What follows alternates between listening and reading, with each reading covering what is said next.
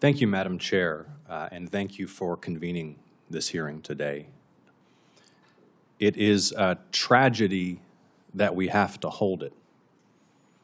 And evidence of the catastrophic incompetence of the Trump administration that the U.S. Senate is reduced to holding hearings to affirm that, yes, clinical research into childhood cancer is worth investment. A young woman came into my office, Ms. Stenson, just a few weeks ago and explained to me that she had stage 4 colorectal cancer, 3 children, and the clinical trial in which she'd been enrolled was paused. So those 3 little kids may now lose their mother. For what? Why?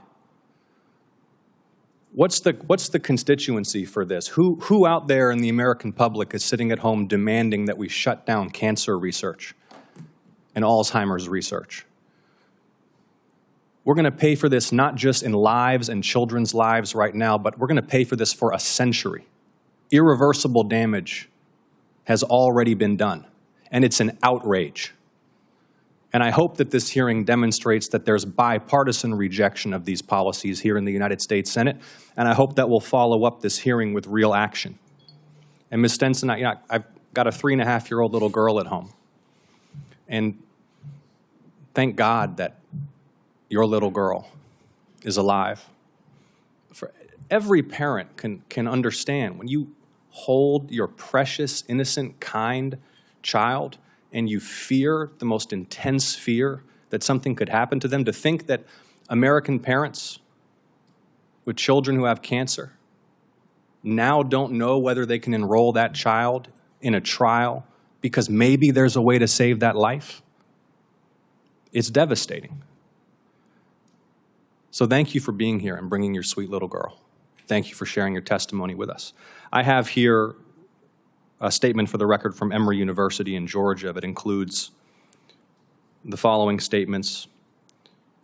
Quote, "This research has contributed to significant advancements in treating diseases like cancer, Alzheimer's, infectious diseases, and cardiovascular conditions. Federal support for biomedical research is essential. Cuts or stagnation in research funding jeopardize these efforts and could have far-reaching consequences for both patients and communities. Even a short interruption of research funding could set back scientific progress for decades. We urge Congress to continue prioritizing bipartisan investment in biomedical research." And Madam Chair, I'd like to ask consent to enter that into the record. Without objection. Mrs. Stenson, my understanding is that Charlie's participation in clinical trials saved your daughter's life. Is that right? Yes. And because of what you've experienced and what you've been through in your advocacy, I would imagine that you've come into contact with other families similarly situated whose children are only alive thanks to clinical trials. Yes.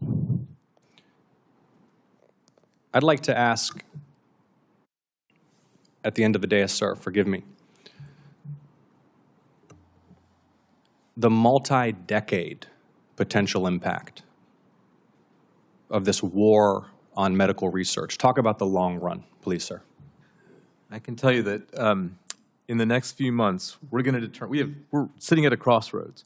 We are at this moment of extreme opportunity, and you've heard it from all of the scientists at this table about what's already been accomplished and what could be accomplished. Or there's another path, and that path is this path of the leaked pass-back budget. That budget, I hope it's wrong, but it says a 44% cut to NIH funding. And we can talk about administrative costs, we can talk about everything else. That level of funding means that we aren't in a race anymore. It means we aren't in a race anymore. And what that means is there may be cures for disease. There may be investment made in China and elsewhere that leads to some things happening that we would want. We're not going to be able to set the standards. We're not going to understand access. We're not going to have the ability to even catch up because the benefits will accrue to some other place. But what it really means for patients is that we can't drive the priorities. We can't say pediatric cancer. We can't say Alzheimer's. We can't say Parkinson's.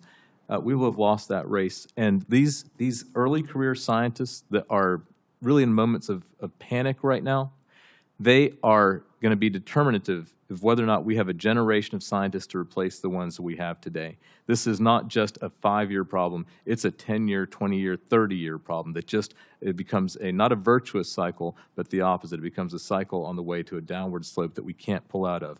In Germany, 100 years ago, if you wanted to do chemistry, you spoke German. And in the U.S., you spoke German. You had to learn German. 20 years from now, what is going to be the language of science? Is it going to be English? I don't know that for certain at this moment. We're at a crossroads to figure that out. It's a historical moment. Well put, and it's urgent. Thank you all. Thank you, Madam Chair.